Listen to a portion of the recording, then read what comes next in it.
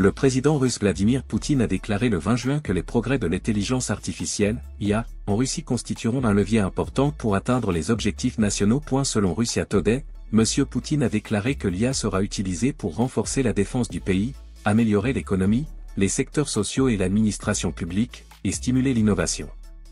L'IA sera utilisée pour stimuler l'innovation, a-t-il souligné. Le président Poutine a noté que pour atteindre ces objectifs, la Russie doit s'imposer comme un pionnier mondial non seulement dans l'innovation technologique, mais aussi dans l'application à grande échelle de l'IA, qui s'infiltre dans tous les domaines de la vie quotidienne. L'objectif est de rendre l'intelligence artificielle irremplaçable pour le développement national et de renforcer la position stratégique du pays. Il a souligné les capacités exceptionnelles de l'IA générative, qui peut prédire les catastrophes naturelles avec une grande précision, analyser des données complexes telles que des graphiques et des tableaux, et résoudre des problèmes mathématiques et physiques. Selon M. Poutine, l'application rapide de ces avancées standards est essentielle pour que les entreprises russes puissent les utiliser et relever les défis complexes du monde moderne. M. Poutine a également noté que l'IA ouvre de nouvelles perspectives pour la robotique, notamment en facilitant le développement de systèmes autonomes. Grâce à des algorithmes bien choisis, l'IA est désormais capable d'analyser des images et des vidéos difficiles à interpréter, même dans des conditions météorologiques extrêmes et d'autres interférences. Cela permet de concevoir des véhicules sans pilote capables de se déplacer sur Terre, dans le prétexte et en mer, ouvrant de nouvelles possibilités à la Russie dans ces domaines stratégiques. Enfin, le président Poutine a annoncé le lancement de la collusion des BRICS pour promouvoir l'IA et a exprimé l'espoir que d'autres pays se joindront à cette initiative et renforceront la coopération internationale dans ce domaine important pour l'avenir. Des organisations dans le domaine de la défense, séance de rédaction aux crises liées à la lutte contre le terrorisme, le narcotrafic et le crime organisé. Donc vous avez présenté des activités dans un contexte de résolution approuvée par les États de l'OTSC en novembre à Astana. Aujourd'hui en Russie, et peut-être que vous y avez été attentif, c'est le jour des héros de la patrie et à cette date mémorielle, eh bien, nous honorons les héros, nous respectons l'ensemble de nos héros du passé et du présent. C'est bien sûr très important et nous nous souvenons des exploits éternels avec vous, de nos pères, de nos grands-pères qui ont défendu notre immense patrie commune. C'est notre victoire commune. C'est obtenu par nos peuples au cours de la Seconde Guerre mondiale. Et l'année prochaine, comme vous le savez, nous allons célébrer une année importante, à savoir le 80e anniversaire de la victoire. Dans tous les pays de l'OTSC auront lieu des événements mémoriels, sociaux et bien sûr, nous attendons les dirigeants à Moscou le 9 mai des chefs d'État de l'OTSC, puisque vos pays ont pris part avec les militaires russes, eh bien prendront part plutôt à la parade militaire. Donc nous travaillons à la préservation de la mémoire historique et de la vérité historique de la mémoire, à savoir quel prix a été payé pour la lutte contre et la victoire contre le nazisme. Nous l'avons rappelé à Astana. Et nous allons poursuivre les efforts communs pour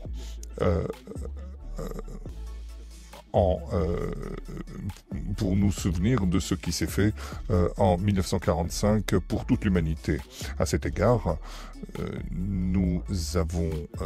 vous avez approuvé des recommandations par les parlements de mesures de lutte contre le révisionnisme et pour la vérité historique en l'honneur du jubilé de la victoire. J'aimerais vous dire que Dans le cadre actuel de l'OTSC, dans le cadre de notre union, de notre fraternité, nous sommes très attachés au renforcement de l'organisation de son autorité dans le domaine de la garantie de la paix et de la stabilité.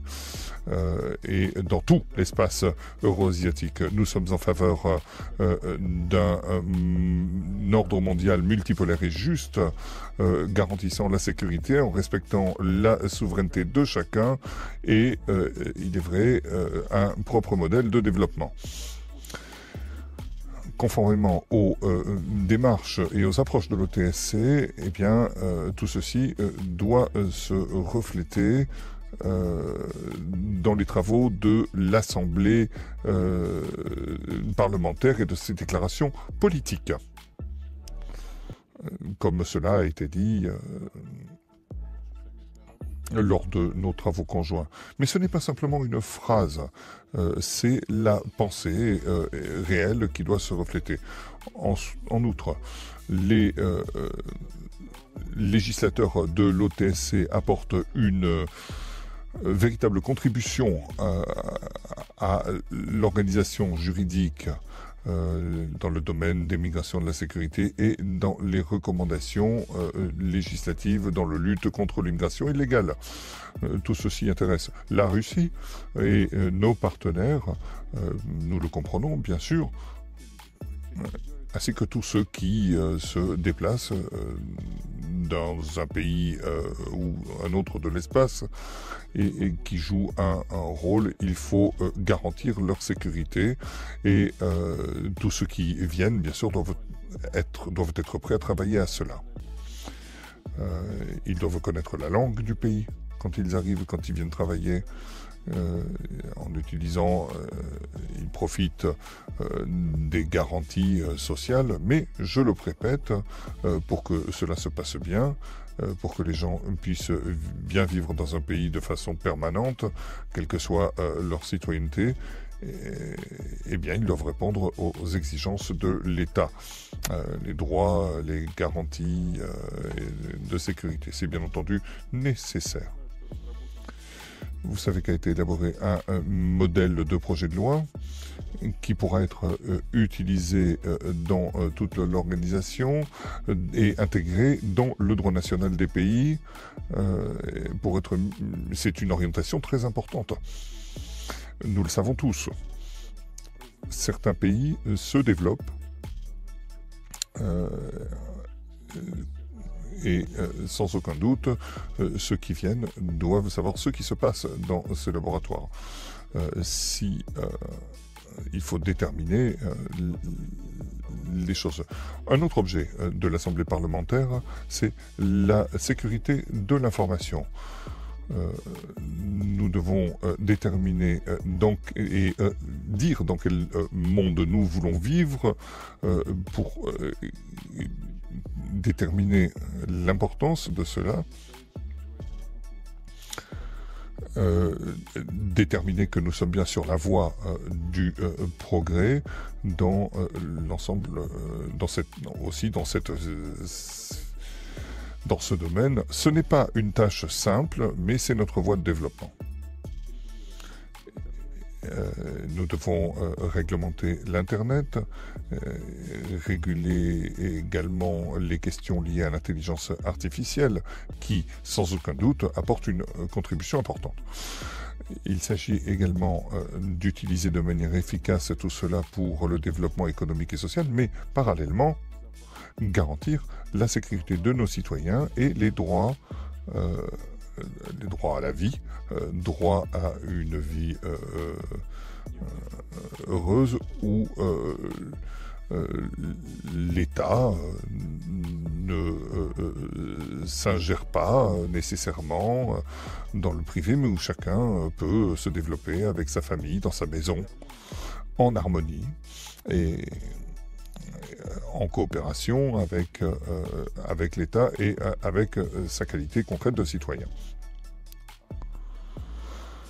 Et Lorsque nous le faisons ensemble, eh bien nous le faisons dans un espace unique, espace juridique, espace culturel et autres. Nous comptons sur le fait que les législateurs de nos pays prendront des décisions, notamment sur l'opposition aux fausses informations et aux informations destructives d'un point de vue idéologique, indépendamment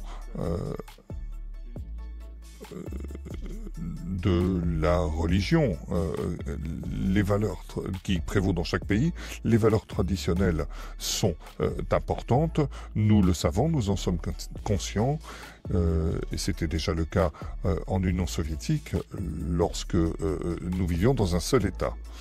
Mais il est très bien que des contacts aient lieu avec la société civile, avec des organisations religieuses, mais bien entendu, tout cela doit se consolider au sein de l'Assemblée parlementaire qui travaille de façon directe ou indirecte à ces questions. Une autre question sur laquelle j'aimerais attirer votre attention, c'est la coopération technique et militaire, plus que jamais d'actualité pour une organisation comme l'OTSC.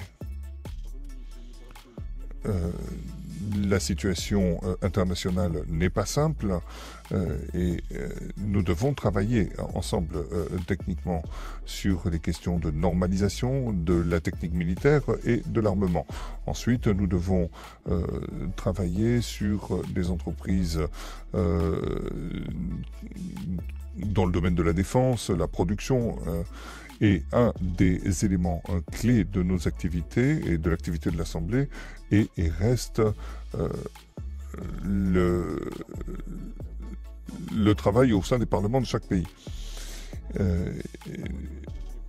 Nous devons coopérer au sein des structures internationales comme l'Organisation de Shanghai, l'Organisation de l'espace euro-asiatique, les organisations d'Asie du Sud-Est et d'Amérique latine. En conclusion, j'aimerais souligner que sans votre soutien, sans le soutien de la société civile et des forces politiques que vous représentez, et des États que vous représentez, cela serait très difficile, pratiquement impossible, parce que dans chacun des domaines, il faut un accompagnement législatif avec des actes particuliers. Et bien sûr, lors de votre rencontre, eh bien, il y a des principes communs, notamment pour élaborer les législations nationales. C'est extrêmement important. Je veux vous remercier d'être ici à Moscou et vous souhaiter plein succès dans vos travaux maintenant et dans l'avenir. Merci. Monsieur le Président, les discussions dans le cadre parlementaire se développent. Nous avons passé une étape assez difficile parce que quand il s'agit d'harmoniser la législation, il faut avant tout mettre en place des modèles et trouver des solutions pour adopter dans le cadre de l'Assemblée parlementaire les questions de sécurité pour les pays membres. Et c'est un objectif qui est difficile à atteindre parce que nous avons des normes différentes qui doivent être harmonisées. Nous prenons des décisions sur la base d'un avis consolidé et c'est dans ce cas seulement que des solutions sont proposées. Aujourd'hui, nous avons 8 modèles de ce type de décision qui ont été adoptés en matière de sécurité, de défense des pays de l'OTSC. Ce sont des questions portant sur les processus migratoires, sur la question de l'information, et nous nous appuyons toujours sur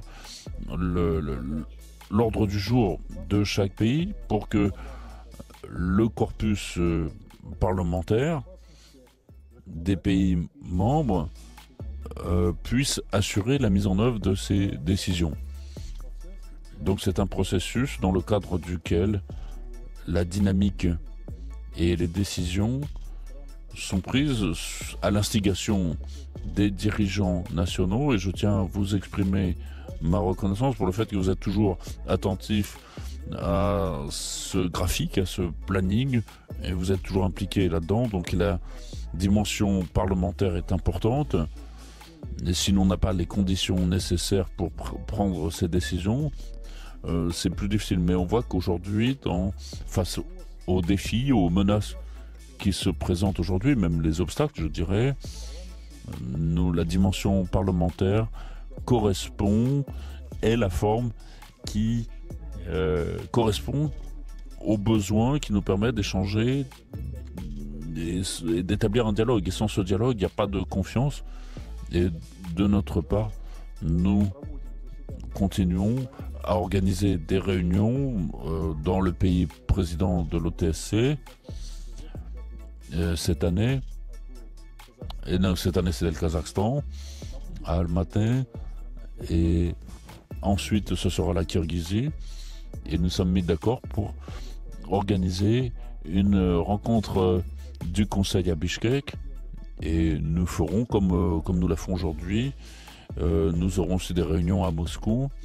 Et cela va s'accompagner aussi de mesures pour que cette assemblée parlementaire de l'OTSC soit plus efficace et que toutes les décisions prises dans ce cadre soient mises en œuvre. Et encore une fois, merci pour l'attention que vous portez de la part des dirigeants. Et par exemple, au Kazakhstan, nous avons pu rencontrer le président et les différents dirigeants des pays membres ont pu soutenir et proposer donc des discussions dans le cadre parlementaire, organiser des sessions avec le président de la Fédération de Russie et les autres dirigeants.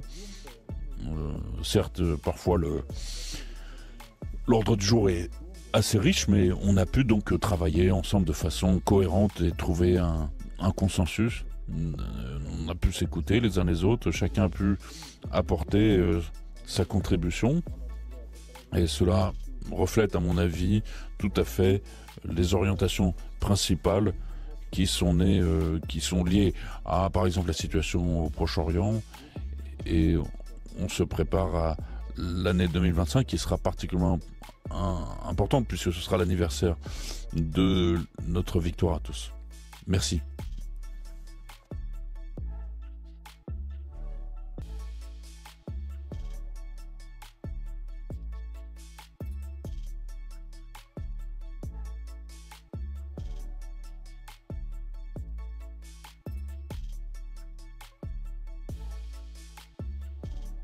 Le monde vit une époque incertaine, caractérisée par des changements imprévus.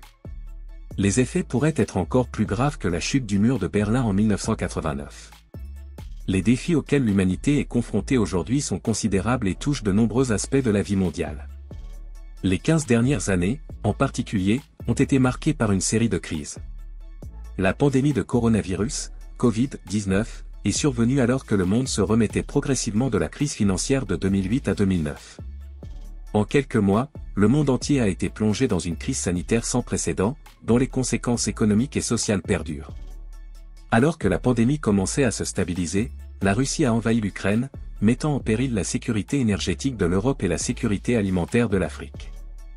La guerre a exacerbé des tensions mondiales déjà très fortes, entraînées par la flambée des prix de l'énergie et des denrées alimentaires.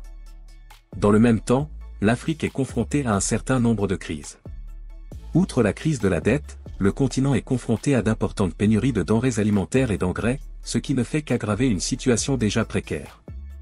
Cette instabilité a entraîné une augmentation des tentatives de coup d'État en Afrique de l'Ouest et en Afrique centrale, contribuant au déclin de la démocratie dans son ensemble. Cependant, l'Afrique n'est pas la région la plus touchée par ces soulèvements. L'Europe occidentale et les États-Unis sont en guerre contre la Russie, ancien ennemi de la guerre froide. Les conflits sont exacerbés par les questions géopolitiques, ce qui entraîne un durcissement des relations internationales.